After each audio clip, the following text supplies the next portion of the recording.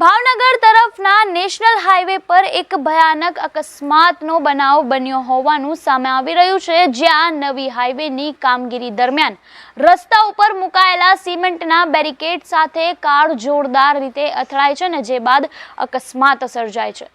ત્યારે અકસ્માત એટલો ગંભીર હતો કે એક વ્યક્તિનું ઘટના સ્થળે જ મોત નીપજે છે, જ્યારે અન્ય 4 લોકો ગંભીર રીતે ઈજાગ્રસ્ત થાય છે। ત્યારે સ્થાનિક લોકો દ્વારા તાત્કાલિક 108 ને બોલાવવામાં આવે છે, પરંતુ 108 1 કલાક વીતી ગયા છતાં પણ ત્યાં આવતી નથી। ત્યારે અંતે કંટાળીને ગંભીર રીતે ઘાયલ થયેલા 4 લોકોને કારમાં બેસાડીને પ્રાઇવેટ કારમાં બેસાડીને હોસ્પિટલ ખસેડવામાં આવે છે। ત્યારે અકસ્માત બાદ લોકોમાં ભારે રોષ જોવા મળ્યો હતો। ત્યારે પોલીસને ઘટનાની જાણ થતાં તુરંત જ પોલીસ પણ ઘટના સ્થળે હાજર થઈ જાય છે અને વધુ તપાસ હાથ ધરવામાં આવે છે અને 108ની સેવા ન પહોંચવાને લીધે લોકોમાં રોષ જોવા મળી રહ્યો હતો, તેમજ તંત્રની કામગીરી ઉપર પણ લોકો સવાલો ઉઠાવી રહ્યા હતા। ત્યારે જોવાનું એ રહેશે કે હવે આગળ શું નવી કાર્યવાહી કરવામાં આવશે અને અત્યારના તો અકસ્માત મોતનો ગુનો નોંધીને વધુ તપાસ હાથ ધરવામાં આવી રહી છે પોલીસ દ્વારા। ત્યારે આપનું આ ઘટના અંગે શું કહેવું છે,